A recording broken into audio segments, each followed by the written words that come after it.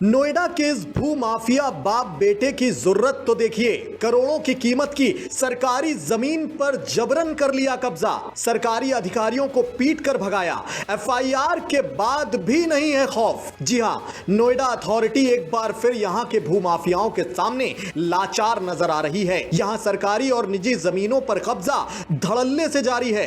तस्वीरों में नजर आ रहा यह शख्स है पुष्पेंद्र भाटी उर्फ जॉनी भाटी। शहर भर में इसकी भू माफियागिरी के चर्चे आम हो चले हैं और यह है इसी भू माफिया जॉनी भाटी का बेटा देव भाटी, जिसके खिलाफ जमीन कब्जे को लेकर एक बेहद संगीन एफआईआर दर्ज हुई है। एफआईआर की कॉपी आप स्क्रीन पर देख सकते हैं। पूरा मामला आपको समझाएं उससे पहले आप इस इमारत को देखिए। यहां के सलारपुर गांव में एकड़ों में फैली नोएडा अथॉरिटी की जमीन पर अवैध तरीके से दबंगई करके कब्जा कर लिया है देव भाटी और उसके पिता जॉनी भाटी ने, और निर्माण कार्य भी धड़ल्ले से जारी कर रखा है। कई बार प्राधिकरण के अधिकारियों ने अपनी ही सरकारी जमीन पर अवैध निर्माण रोकने के लिए बल प्रयोग की कोशिश भी की, लेकिन जॉनी भाटी और उसका बेटा देव भाटी का मिजाज इतना ज्यादा दबंग और अराजक है कि प्राधिकरण के अधिकारी भी लाचार ही नजर आते हैं। लिहाजा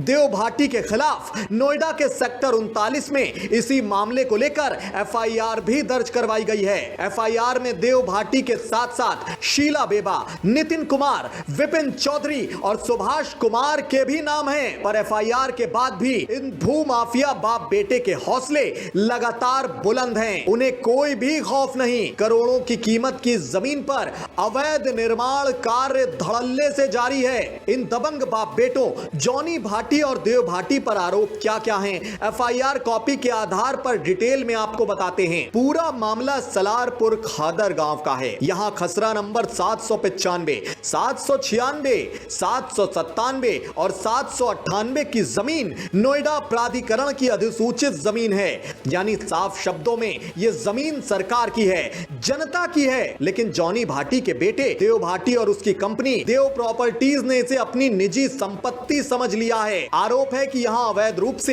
एक बहुमंजिला इमारत खड़ी की जा रही है। प्राधिकरण की टीम जब भी इस निर्माण को रोकने पहुंचती है तो ये माफिया रुकने की बजाय तेजी से काम शुरू कर देते हैं। अधिकारी कहते हैं कि ये लोग आधी रात के अंधेरे में निर्माण करते हैं ताकि किसी की नजर ना पड़े।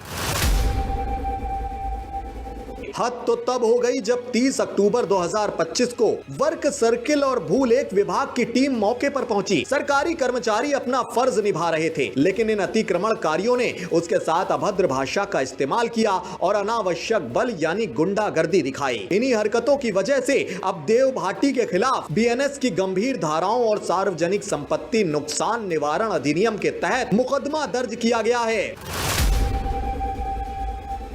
ऐसा कोई पहली बार नहीं है जब जॉनी भाटी का नाम इस तरह के विवादों में उछला हो। नोएडा के सलारपुर और आसपास के इलाकों में भाटी परिवार की माफियागिरी और जमीन कब्जाने के किस्से सालों पुराने हैं। कभी जिम ट्रेनर हत्याकांड में नाम तो कभी गैंगस्टरों से साठगांठ। ये इलाका इन रसूखदारों की अवैध गतिविधियों का अड्डा बना हुआ है। अक्सर देखा गया है कि ये लोग गरीब किसानों से जमीन के छोटे हिस्से लेकर उस पर आसपास की सरकारी जमीन दबा लेते हैं और फिर वहां अवैध फ्लैट्स बनाकर भोले भाले लोगों को बेच देते हैं। बाद में जब प्राधिकरण का बुलडोजर चलता है तो रोता वो आम आदमी है जिसने अपनी जीवन भर की कमाई वहां लगा दी होती है।